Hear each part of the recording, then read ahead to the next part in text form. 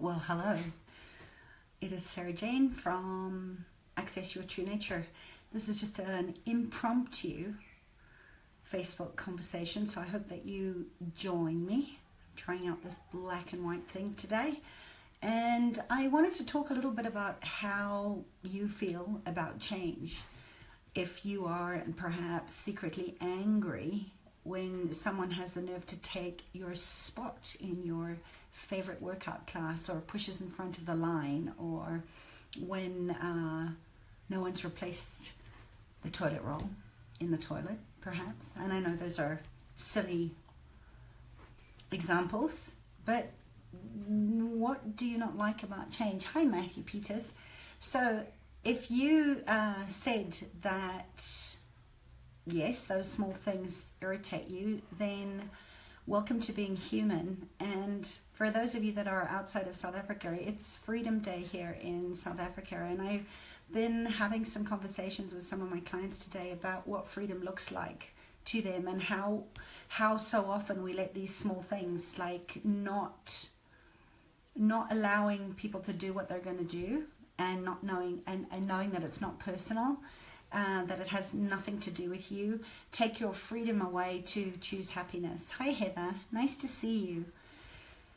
So, as human beings, we're really born, aren't we, with this sort of resistance of aversion to change as a survival technique, and this is kind of one of those adaptive responses that long ago, when change equaled potential danger. It's like if you change something, you could have died in the days of saber-toothed tigers and the rest. So even though times have changed, our instinct to avoid change kind of remains the same. Our primal reptilian brain hasn't changed very much. And what does that have to do with freedom, or choosing to live your life and love your life, being fulfilled and having the freedom to move out of the way or move towards something?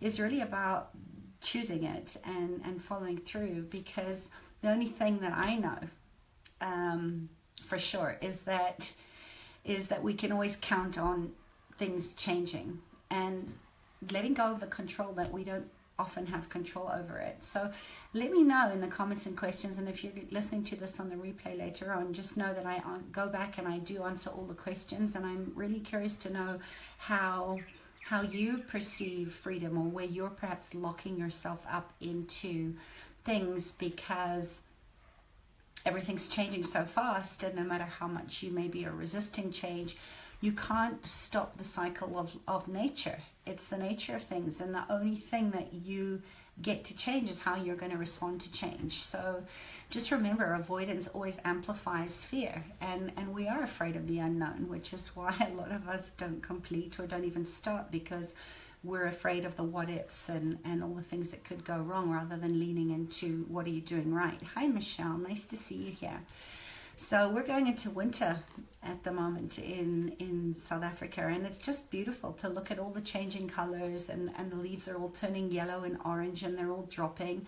And whether we like it or not, the seasons change, and the trees aren't sort of going, oh my gosh, and going into a crisis or stressing out, or withholding the joy of being a tree. They just trust that is the nature of things, and we're the only species that I know of that really goes into trying to resist change and trying to avoid the natural cycle of things. So fear always is there to remind us of our humanity, and how we can impact how we're going to be part of that cycle is really dependent on choice. And your choice creates the freedom to live, or the freedom to die. Ultimately, we're all going to die. So today's video is really all about how to sort of recognize and reframe and overcome your fear of change, and how you can use fear as fuel to creating your own personal freedom, and really living a fulfilled life where you love change, and you are willing to bring on that messy experiment of defining change and defining what personal freedom means to you. So post in the comments below, give me some hearts, give me some love, let me know if this is something that interests you in exploring a little bit more with me. because in a country where, you know, Freedom Day, it's a holiday, it's a long weekend for a lot of people here, and yet I get a sense that people are feeling more trapped than ever before. And if we think about what Freedom or Independence Day in America really means, you know, we're celebrating the liberation of some of these imposed confines that our forefathers fought and struggled for, especially in South Africa. And yet 20 years after Mandela was liberated from prison, the legacy has become more restriction than it has giving the people in this country the freedom. And I don't want to go into politics, but how do you define change? So that's kind of my question, is how do you define change, and how can you start to reframe fear of change? And I will give you a link to download a PDF that I made around the 7 phases of fear, and how you can use each of these phases to transmute fear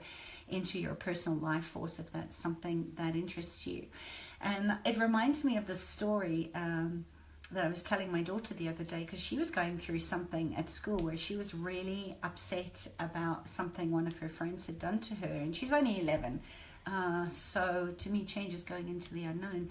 Yeah, and yet I think that's such a common theme, Matthew, isn't it, of wanting to go back to the places where we feel safe, because we want the predictability of what we know, and change is scary. So this is really where it's so important for us to start using fear as fuel, to know that even though I'm afraid, I'm going to do things differently and see where I land. And I think it's a constant practice, isn't it, to actually acknowledge when we're afraid and have a somatic experience, so really feel where you're afraid in your body, because your body is always going to give you the truth. It's always going to give you honest feedback, and that's really how I especially in my work support my clients in coming back to that place of my pleasure.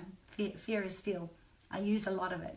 Turn it into rocket fuel, because even though I've done a lot of this work, there are days, they're not, if I'm really honest, there's never a day that goes by that I don't actually wake up with that friend that I know so well, of anxiety, of, oh my gosh, what if, and all the doubt and things that come up. And if I didn't have the tools that I use for my clients, I practice what I preach. If I didn't have these tools, I probably would have been back in the mental hospital by now. So again, you know, that predictability of knowing, in the story that I was sharing with my daughter about and you might know it, the story about the swan and the scorpion, where the swan's at the edge of the river, and a scorpion comes up to the swan, and he asks if the swan will give him a ride to the other side of the river. And the swan says, no, why would I do that? I know you're dangerous. I know you're a scorpion, and you're going to sting me, and I'm going to die, which is kind of like our fear. And the scorpion goes, no, like any classic smooth-talking narcissist or controller will always give you a very compelling, convincing argument as to why they wouldn't do that, even though, you know, that other saying that a leopard never changes its spots. So, you know, the scorpion gives her this really compelling argument as to why he won't do it, and all he wants is a ride to the other side of the river, and he promises that she's totally safe with him.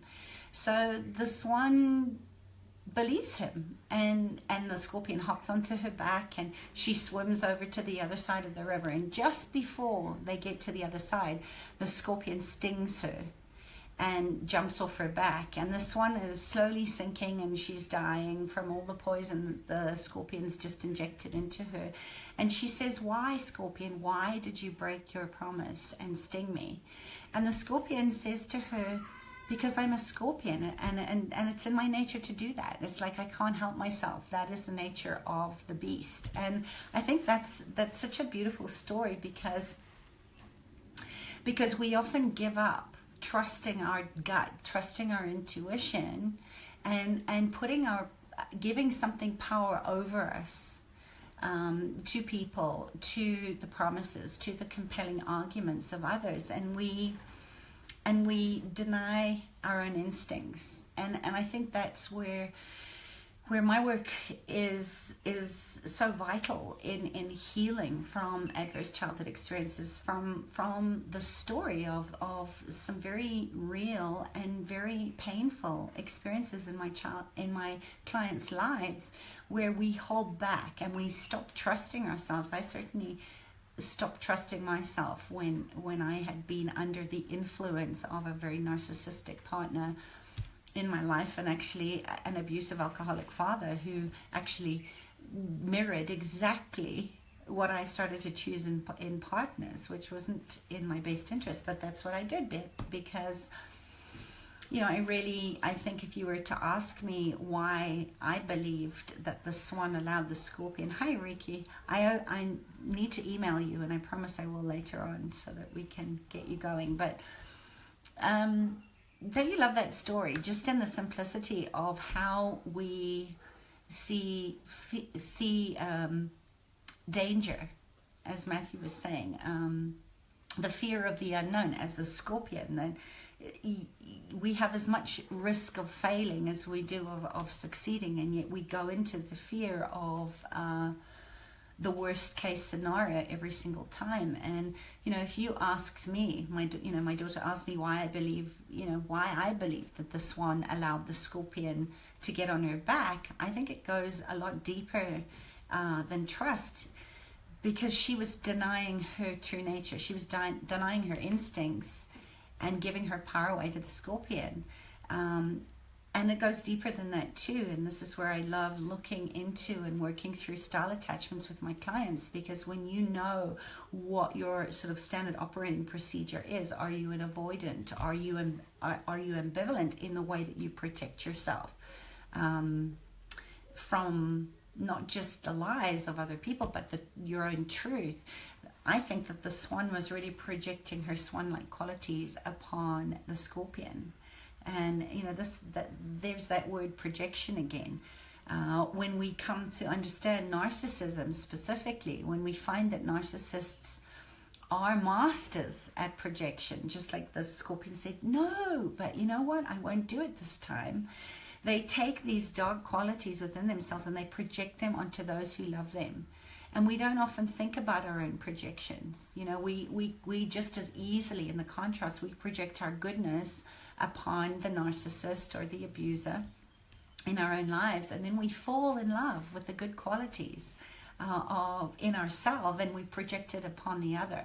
So you might see the narcissist, the scorpion, as someone who is empathetic and caring and loving and concerned and compassionate and honest and all those good things, because that's who you are.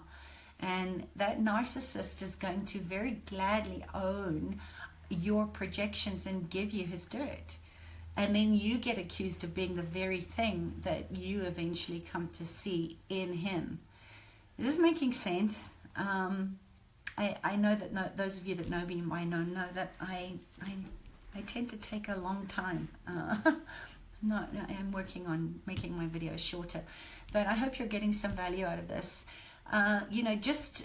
Just remember that, it's just like we're in the contrast. Thank you for the hearts and the thumbs. Give me some hearts or some love if this is resonating with you. So, I can remember being accused of being selfish and greedy and uncommitted and angry and bipolar and a host of other things that really left me questioning whether or not this was really true for me. Thank you, Matthew. In my own past relationship, and I think one of the most difficult things for me was that my ex really seemed to believe it. He believed he was the pure one, and I was the one that was poisoning his reality with all my impure thoughts and projections. But once I really started to get support and get the help for me to be able to see these blind spots, to see where I was really causing a lot of suffering and a lot of damage in my body and in my life and in my money flows, by getting support, getting a place where it was safe for me to actually speak about some of these things that I had really take on and owned as myself. Hi, Leslie. How are you, honey? Once I could, you can't see it when you're in it. You need support, and this is why I do the work that I do, because I know how difficult it is to actually change things when you actually are so confused about what's going on and what's true and what's not true. And especially the clients that I see, there is often years and years and years of this gradual wearing down where you actually don't even know who you are anymore, let alone know how to have any sort of self-esteem or confidence or in your truth. And I when I got that help, and I could start to see that he was accusing me of being things that were never true about me. And maybe you can relate. So if you can relate to that sort of ever happening to you, put a yes in the comments, or let me know if you have any questions about this. Because one of the things that I notice with many of my clients is that they just can't believe that this person that is supposedly loving of you, this narcissist in your life would be capable of doing the things that he or she did. And it's so out of character for that person. They believe him or her to be. Well, I was in a position where, and sadly this happens. Hi, I love you too, Leslie. And sadly this happens, Ricky. And I'm so looking forward to working with you to really start to build your self-confidence and your self-esteem again to a place where you know that you are deserving of love, of everything that you want. And I know I was also in a very similar situation where he actually had me locked in my house and completely alienated and separated from my friends. But I think that's the importance of don't stop, keep reaching out, because I think people know, they get a sense of it. And we often feel there's a lot of shame in asking for help. So I think that the support part is so important. And I think for me, ending my relationship with my ex-husband, it was very traumatic, not just in the way that things unraveled, but because the swan learned that she'd been deceived. And this really goes back to those adverse childhood experiences and the wounding of what we experienced as children, right? Where we didn't have the languaging for a start to make sense of what was going on around us. But there's this fear of safety, this fear of the unknown, that if you were to call it, you wouldn't be loved, or there would be abandonment. And this is why my work is so deeply rooted in healing these unconscious commitments and all these places where we get locked up and respond in our adult lives from the place of the wounded child. So I know a lot of you know that, when you've trusted a narcissist and you believe in him or her, and then you're suddenly shocked at the change in behavior, you're shocked that they actually have no feeling, right, about you sinking or drowning, and then they just kind of hop off as if nothing ever happened. There's just something that is so unbelievable when it happens, because you're like giving this scorpion life, and you believe in them, and when when they say that they're never going to do it again, or they're never going to sting you, they laugh at you in your face, because of your pain and your disbelief of how could you be so stupid, and in the case of the scorpion and the swan, that's, I'm sorry to hear that, Heather. But the good news is that there is, you can change this, and you can heal from any kind of abuse. But you have to, you do need support, and you can't see it when you're in it. And I think that's the value of this work, is that when somebody can hold that neutral space for you, that's safe, you can start to actually see that it was never your fault. It's just the programming, and it's the bad programming of this reality of where we give up our freedom to choose something different because we feel like we have no choice, right? We become the prisoner of our own making. It's like living, the Jekyll and Hyde. It's so classic, and I'm going to go deeper into this over the next couple of weeks as we start to look at the different forms of attachment and how you can heal it, and also how to create safe, solid boundaries, or what I like to call anchors, so that when you do find yourself going into those old patterns, you can bring yourself back. You know, these tools work, but you have to use them, and I think that's the importance of accountability, is to know that you've got someone in your corner that's going to keep reminding you. So, you know, if I were to imagine the rest of that story of the scorpion and the swan, you know, I would say that the swan sunk down to the bottom of the river only to find the bodies of all these other beautiful swans that came before her, and that she wasn't the first, and she won't be the last, because it's the nature of the scorpion to sting. And I think that's the value of the Love Warrior tribe within in the Access Your True Nature group that I hold the space for, is to know that you're not alone. Even in your deepest moments of despair, if you feel like you're alone, you have to trust that you're not, and you reach out and ask for help. Yeah, it can change in a second. And I think this is where, and you'll be able to relate to this Riki, and probably a lot of you. So let me know if this resonates with you. Is that when you're, especially as a child, right, pre-7-year-old, pretty much we've made we have imprinted our into our blueprint what's safe and what's not safe. And if you've had to always be 2 steps ahead, if you're always been treading on eggshells and having to extrapolate into that place where we actually have no control, that fear of the unknown is always coming from a place in your primal brain, in your amygdala, that will do whatever is required to keep you safe. And even when you are safe, when you have created safety for yourself later on in life, it's this old operating system that always tells you you're not safe.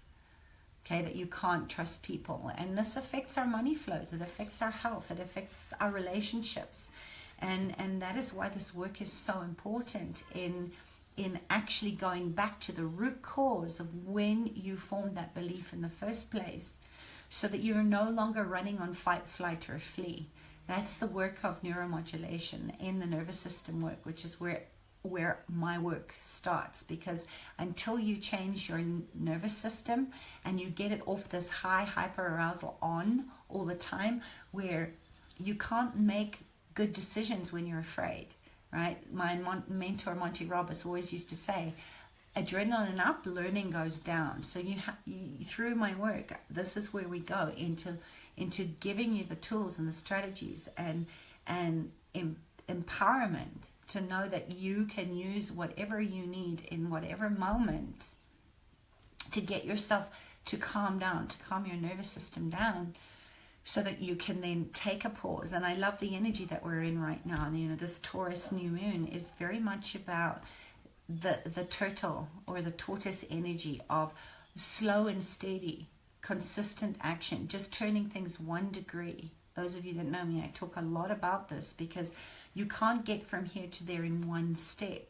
And you have to tread gently on yourself and take consistent action. And that's really that lovely animal medicine of tortoise. That he crosses the finish line, right? Because he's taking consistent, steady action. He's not doing these huge leaps where he's expending all the energy like the hare and then coming back. So you want to be taking slow and steady action consistently, getting support consistently, and really tapping in that you never really go back. You know, if you slip, if you look at any kind of addiction, you're going to have bad days. There are going to be days when you want to quit. I know them really, really well. And you're going to have days where you beat yourself up and you go into judging yourself as not making any progress. And you're going to visit that place a lot. I go there a lot still, but it's not a going back. You never lose yourself, right? You just temporarily forget. how far you've actually come. And I think that's again the importance of having support and community to remind you just how far you've come and to keep going. You know, keep cheering that little tortoise on, because eventually you are going to get there, and you start to feel better about yourself, and you start to feel stronger about yourself, and you keep on going, and then before you know it, you realize that in the face of change, things are going to change, and there's very little that you can control other than your choice to see things as they are and to see things clearly. And just like the swan could clearly see that the scorpion was a scorpion, that he wasn't wearing any disguise in this myth, he didn't pretend to be anything else, except he did make a promise that he wouldn't hurt the swan.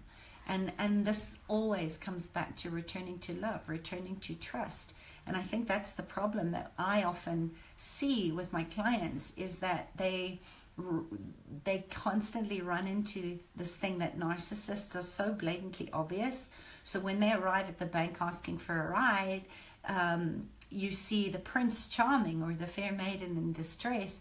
And this is very prevalent with empaths and intuitives, and sensitives, which are the kind of people that I work with, because I am an expert on shame, and I'm an expert on how to resolve from this kind of trauma. So I tend to attract people that are in codependent relationships with narcissists, because I know it really, really well, and I know a lot about how to change it. So, you know, you might often, within the first couple of months, or even maybe the first couple of dates that you have, you might start to feel the red flags, and you start to see something very scorpion-like about this new love interest, or this new partnership, or this new organization that you're involved in. And this is where my suggestion is always that the swan was denying her own instincts is accurate. So you may have a knowing, and you'll convince yourself how good it is, and the yes buts will be there, but you'll give up your gut knowing. And this is where often you say, yeah, you know what, if I think about my ex-husband, I always knew the red flags are always there. I just wanted to see it as something that I was projecting on him, that this could be wonderful, and convince ourselves that the doubts are not as compelling as what it could be. And this is where we find ourselves in trouble. So give me some love, give me some hearts, tell me if this is resonating, and if you have any questions, let me know. Otherwise, I'm just going to kind of finish up this Freedom Day conversation before I ramble on. But, you know, instead of listening to your voice of intuition, recognize when you're giving that up. And how do you do that? Go back to the tortoise, go back to slowing things down, push pause.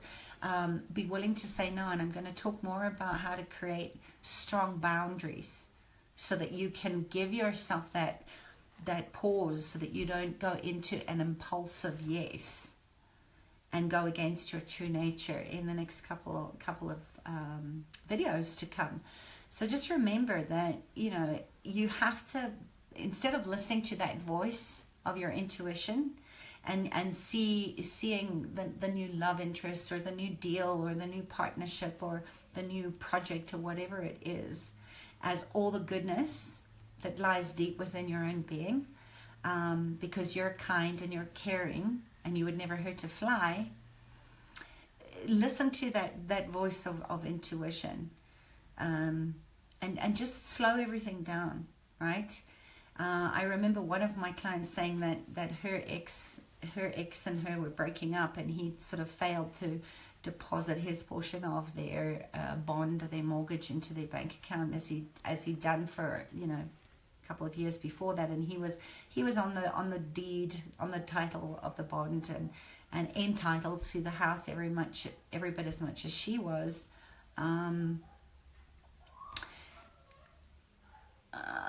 So I'm just trying to see what you were reading, writing here. So give me some love, give me some hearts. Tell me if this is resonating with you.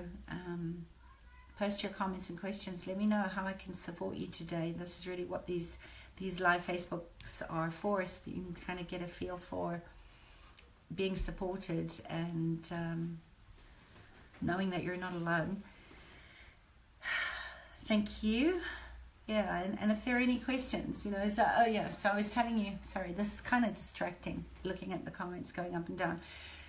So, you know, with this client of mine, she was in this situation where the agreement was that her husband and her each paid a share of the bond every month, and she was feeling really like she was the one that was taking the financial responsibility every time. And when they'd entered into this agreement that she'd carry the mortgage, since she had the good credit at the time, she never conceived for a minute that he would be capable of putting her in any kind of financial jeopardy like he did. And he never told her that he wasn't going to deposit the money into the bank account. He just never did it. And she only found out when the bank kind of called her saying that they were trying to take money out, and there wasn't any money in there, and they were going to penalize her for late charges and ruin her credit reference and everything else. And in her mind, she just couldn't see how he could do such a thing, because she would never do it. And he'd been very responsible for years, but now, because their relationship was sort of coming apart, he suddenly became irresponsible. And it didn't make sense to her until we kind of deconstructed her story back to her childhood. And she suddenly remembered, you know, this one night where so much fear had actually shut this away in the back of her mind, when her mother had kind of yanked them out of their beds in the middle of the night and taken them half asleep to their aunt's house, because they were about to be locked out of their house because her father hadn't paid the bond, and they were about to lose the family house, and she adored her father. So going there as the scorpion and the swan story, she would have to see her father for what it was. And all these years later, she'd found a man that had very similar tendencies to her father's narcissistic and abusive emotional blackmailing techniques that she'd used on her mother.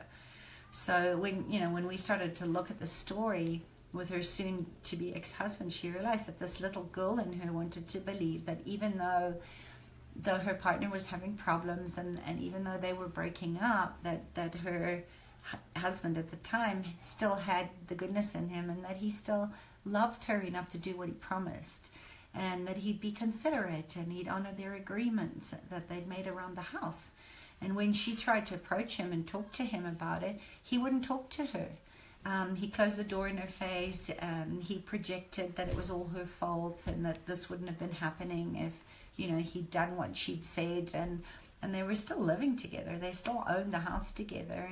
And he wouldn't give her the satisfaction of knowing why he didn't pay his share of the mortgage, or even if he had any intention of ever paying it again.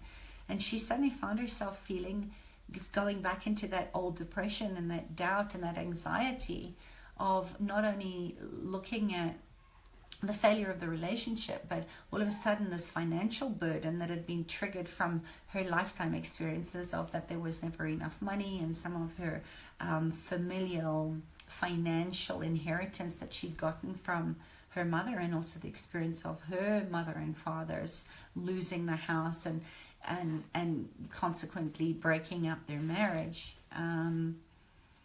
that, you know, she just was feeling so burdened and overwhelmed at having to be responsible for, you know, the demise of the marriage and 100% of the bills, and why he was slamming doors in her face and calling her names and making her wrong for wanting to try and understand what was going on with him. And up until that point, she'd believed that he was a sensible person, that he was a loving, caring person. But the truth was that she was responsible, and she was the sensible person. So she would never have done that to him, but she was projecting all those qualities onto him. So she never even saw it coming. And in his narcissistic mind, he was punishing her for the end of their relationship by withdrawing all the support of the household that he still lived in, and putting, you know, making life painful for his children. You know, he had no intention of moving out because he said the house was his. But he didn't even care about her credit or the trouble that she'd found herself in the bank, or the fact that she wasn't going to be able to pay the school fees because he'd reneged on his part of the deal. So even after she'd put him on all her credit cards and helped to build his credit over the last several years, there was just no appreciation. And he felt so entitled to the help. And she was hurt and she was angry underneath that, and it was showing up as, fibromyalgia, and she had chronic back pain and her knees were hurting all the time. And these are some of the physical symptoms that often come up when we don't actually resolve things at a root causal level and reset the nervous system. So when we started to work on this, she could start to see that, a scorpion's always going to be a scorpion, and he kept stinging her when her usefulness had been served.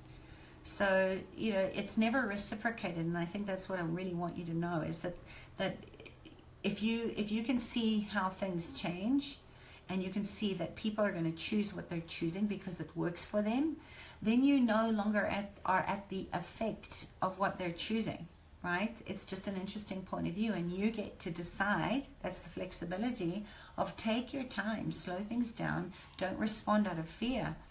Take your time and learn to say no, or say, hey, this doesn't work for me.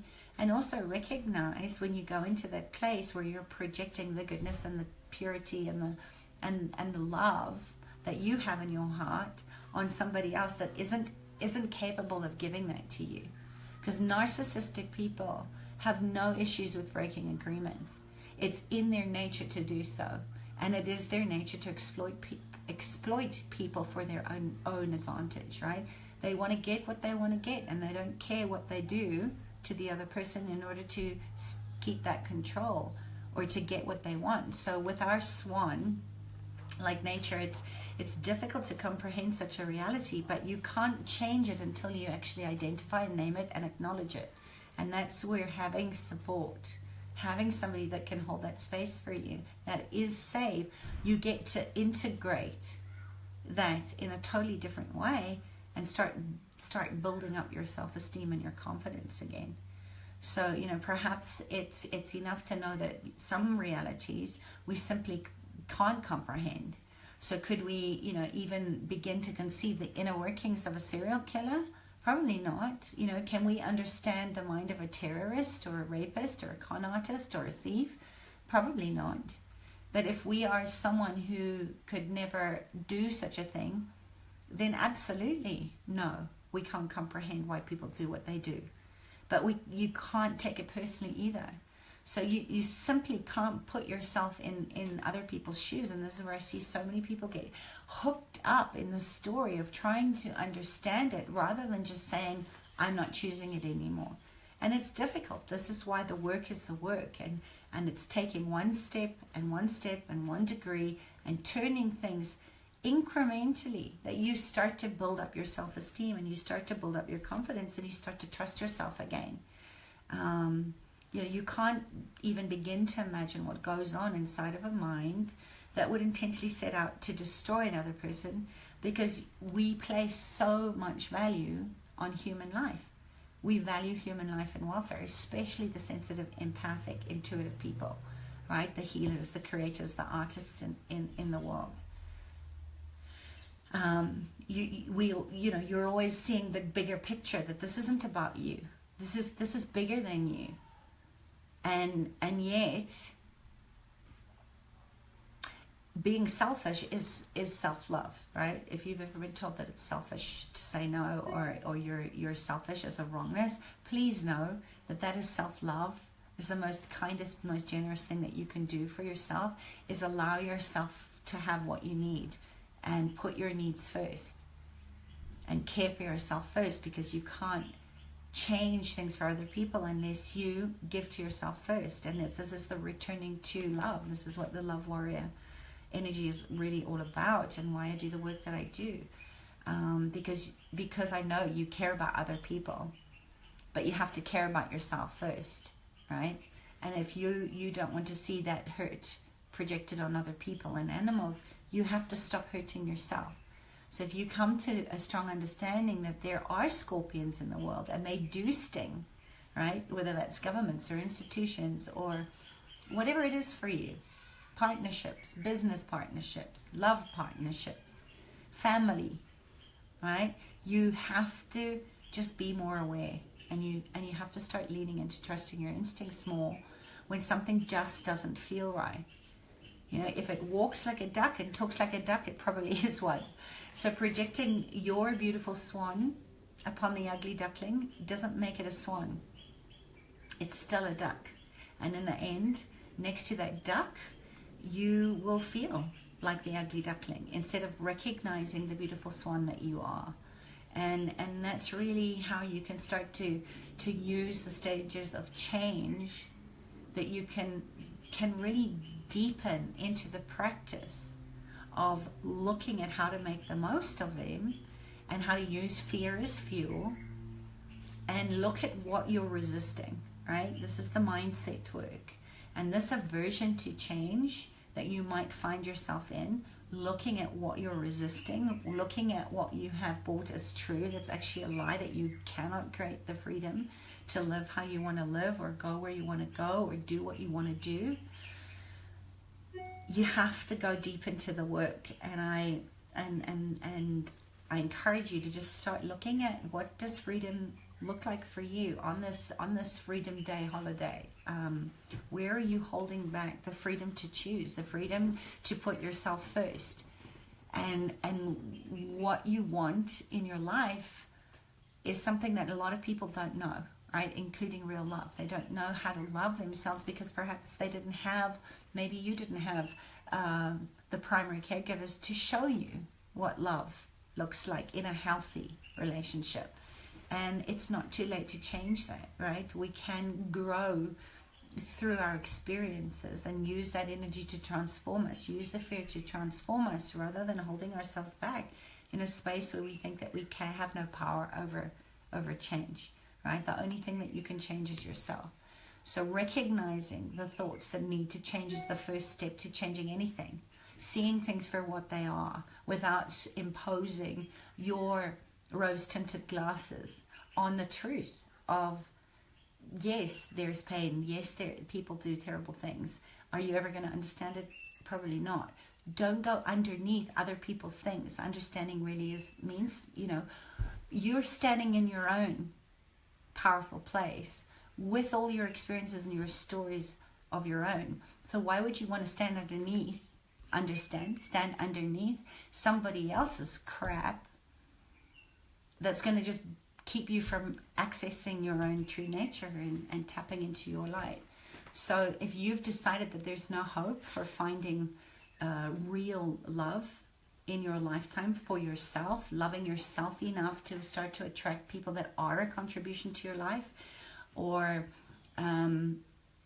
if you're wondering why you keep attracting abusive relationships or narcissists or anything else, or people that keep disappointing you or are contentious, start doing the work, right? The beliefs are paradigms or constructs in your mind that can absolutely, with intention, be changed. And you have to be aware of them. And you have to have the desire to change first. But sometimes if you don't even know what it is, you can't change it. And this is where support is so vital.